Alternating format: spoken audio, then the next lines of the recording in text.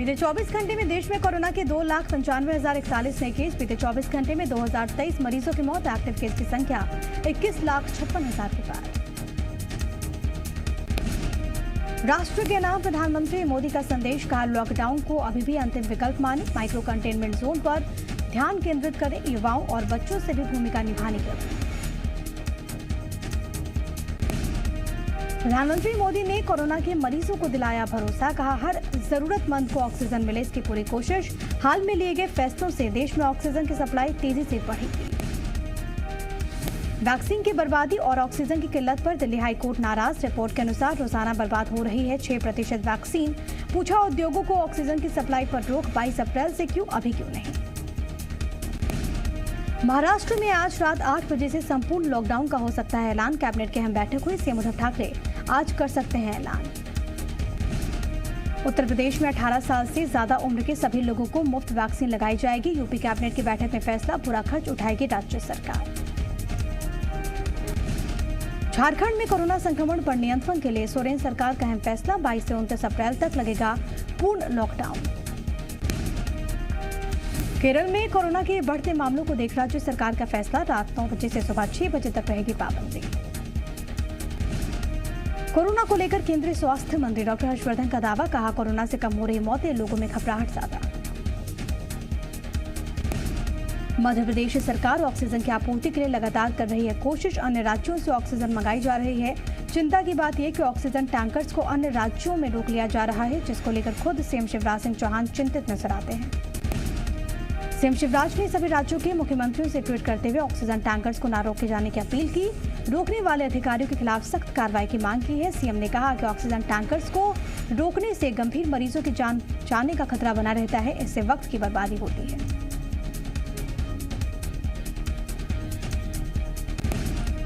Corona संक्रमण को रोकने के लिए सीएम शिवराज सिंह चौहान ने सभी जिलों के कलेक्टर्स के साथ मीटिंग की। कोरोना चेन तोड़ने को लेकर निर्देश दिए। सीएम ने कहा कि सरकार का पहला लक्ष्य कोरोना चेन को तोड़ना है। कोरोना के चेन तोड़कर ही महामारी को हराया जा सकता है। इस दौरान सीएम ने लोगों से अपील की कि वो खुद से ही कोरोना नियमों का पालन करें। 30 अप्रैल तक बेवजह बाहर ना निकले घरों से। सीएम ने गांव के लोगों से खास तौर पर कहा कि अगर जरूरत ना हो तो वो बिल्कुल भी गांव से बाहर ना निकले। सीएम शिवराज ने फोन पर की योग गुरु बाबा रामदेव से बात। कोरोना से लड़ने में पतंजलि योग संस्थान एमपी सरकार की मदद करेगा।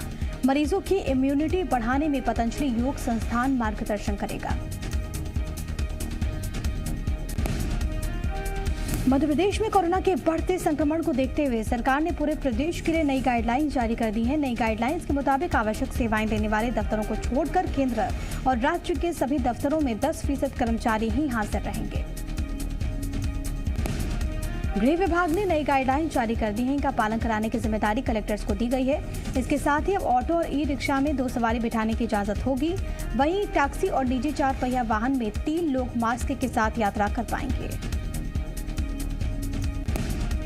मध्य प्रदेश में जारी है कोरोना का कहर। प्रदेश में कोरोना पॉजिटिव रेट बढ़कर 24.07%।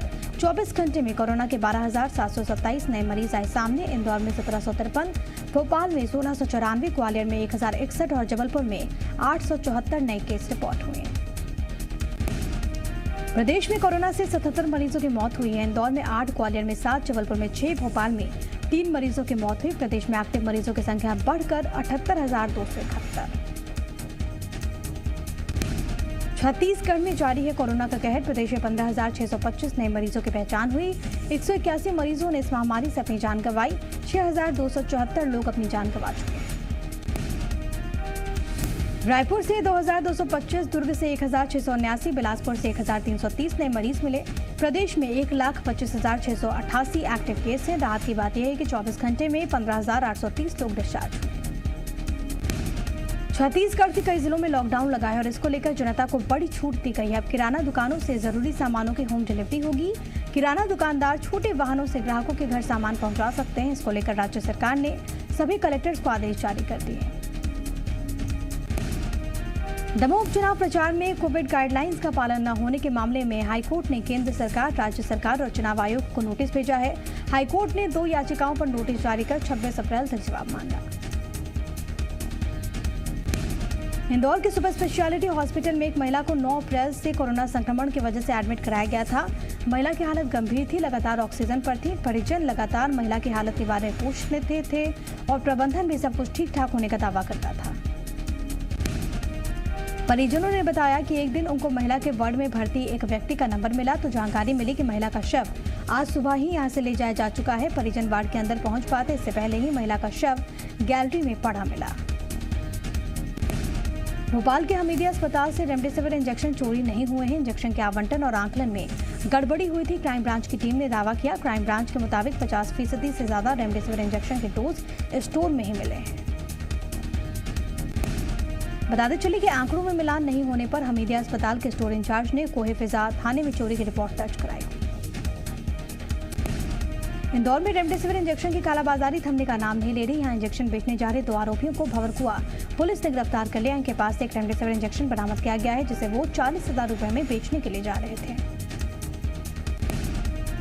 मध्य प्रदेश में बढ़ती महामारी के बीच रेमडेसिविर इंजेक्शन की कमी ना हो, इसके लिए सरकार एक्शन में आ गई है। लगातार जिलों में विशेष विमान से रेमडेसिविर इंजेक्शन को भेजा जा रहा है और इसी क्रम में रेमडेसिविर इंजेक्शन के 50 बॉक्स ग्वालियर भेजे गए। 2400 रेमडेसिविर इंजेक्शन है। राजमाता विजयाराजे सिंधिया विमानतल महाराजपुरा पर स्वास्थ्य विभाग के अधिकारियों ने रेमडेसिविर इंजेक्शन की खेप को रिसीव किया। रिसीव किए गए 50 डिब्बों में से 24 डिब्बे ग्वालियर जिले के लिए हैं, जबकि 26 बॉक्स को अस्पताल के आसपास के जिलों में भेजा जाएगा। बढ़ते कोरोना संक्रमण के बीच रेमडेसिविर इंजेक्शन की खेप रतलाम पहुंची। हेलीकॉप्टर से रेमडेसिविर इंजेक्शन के 10 बॉक्स को रतलाम पहुंचाया गया। 480 इंजेक्शन हैं, जिसके बाद अब गंभीर मरीजों को रेमडेसिविर इंजेक्शन की खुराक दी जा सकेगी। प्रदेश में बढ़ते कोरोना संकट के बीच रेमडेसिविर इंजेक्शन की कमी होने लगी थी, जिसको लेकर अब सरकार एक्शन में है। सभी जिलों में रेमडेसिविर इंजेक्शन की कमी को पूरा किया जा रहा है। रेमडेसिविर इंजेक्शन को लेकर शाजापुर जिला अस्पताल में जमकर हंगामा हुआ। देर रात जब डॉक्टर रेमडेसिविर इंजेक्शन लेकर मरीजों को लगाने पहुंचे तो वहां मौजूद परिजनों ने हंगामा किया। परिजनों का आरोप है कि गंभीर मरीजों के नाम पर इंजेक्शन के लिस्ट से गायब कर दिए गए हैं।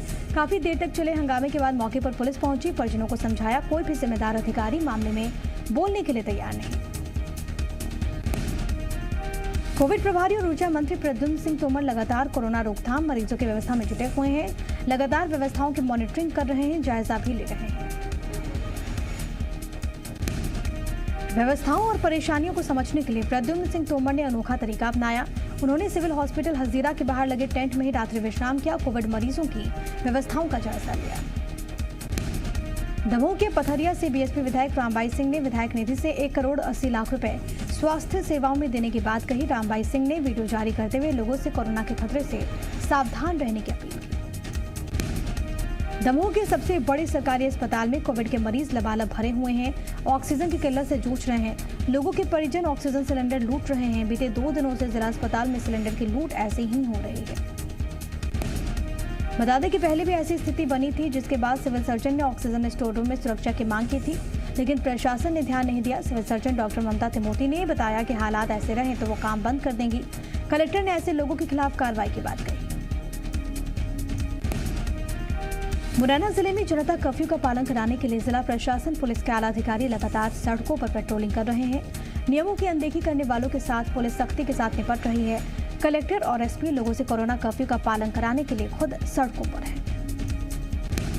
कोरोना टीका की सफलता को दिखाने वाली एक अच्छी खबर खंडवा से सामने आई है। दूसरी लहर में 13 ऐसे लोग भी कोरोना संक्रमण की चपेट में आए थे, जिन्हें दोनों टीके लग चुके थे। अच्छी बात यह रही कि ये सभी लोग 13 लोग अन्य संक्रमित मरीजों की तुलना में जल्दी से रिकवर हुए, स्वस्थ हुए।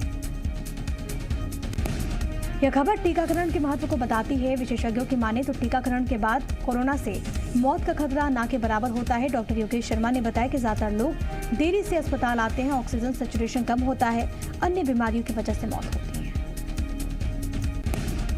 मंडला में बढ़ते कोरोना संक्रमण के बीच नैनपुर जामा मस्जिद के सदन ने फैसला लेते हुए मस्जिद में भीड़ के जुटने पर पाबंदी लगा दी।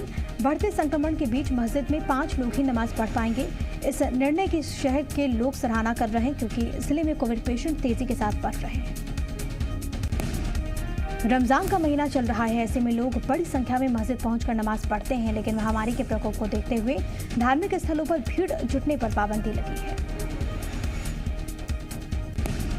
विदिशा की जामा मस्जिद में एक साथ 60 लोगों ने नमाज पढ़ी। प्रशासन को जैसे खबर मिली तुरंत कार्रवाई करते हुए नमाजियों को पकड़ा गया। कई नमाजी भाग निकले, लेकिन पकड़े गए 18 नमाजियों पर कार्रवाई करते हुए तहसीलदार ने 1800 रुपए का चालान काटा।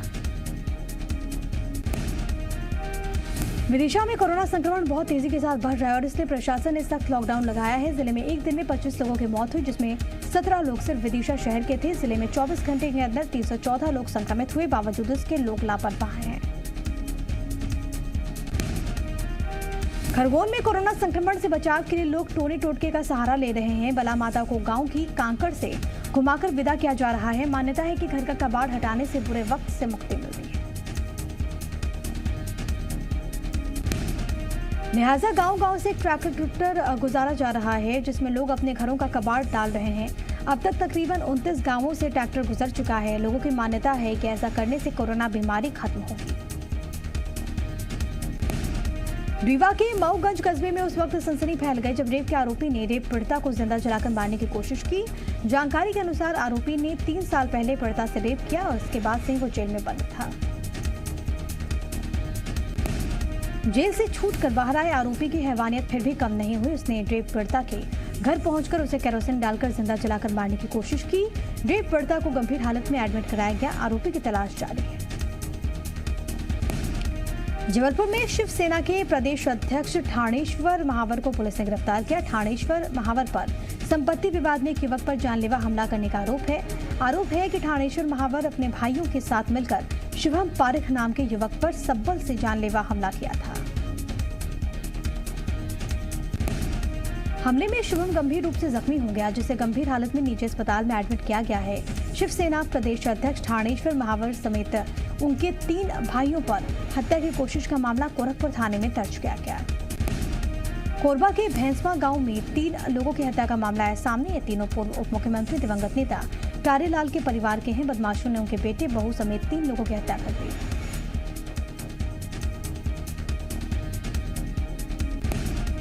तीनों मॉर्निंग वॉक पर उनके परिजन गए थे और तीनों घर पर अकेले थे और तभी बदमाशों ने मौके का फायदा उठाकर इस वारदात को अंजाम दिया। कोरबा में हुए ट्रिपल मर्डर कांड में पूर्व गृह मंत्री नंगीराम कंवर मौके पर पहुंचे। पीड़ित परिजनों से मुलाकात की। शोक जताते हुए लॉकडाउन में अपराध का ग्राफ काफी बढ़ा है, ये कहा। पूर्व गृह मंत्री ने मृतक के चाचा और पूर्व विधायक श्यामलाल कंवर ने आशंका जताई कि बदमाशों ने रेकी कर इस हत्याकांड को अंजाम दिया। मृतक जमीन की खरीद बिक्री से जुड़ा हुआ था विवाद।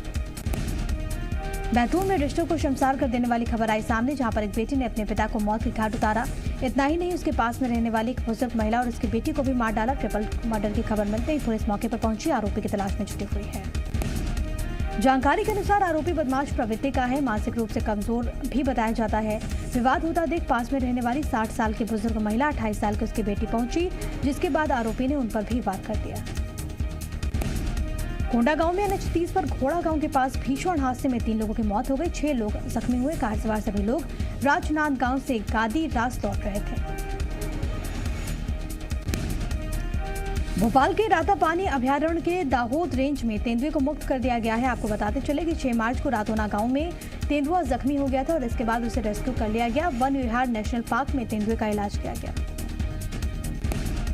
आज रामनवमी है, लेकिन कोरोना संक्रमण की वजह से राम जन्मोत्सव का त्योहार पूरी सादगी के साथ मनाया जा रहा है। भोपाल में कोरोना कर्फ्यू के चलते मंदिर बंद दिखे। इस बार मंदिर में श्रद्धालुओं की एंट्री नहीं है।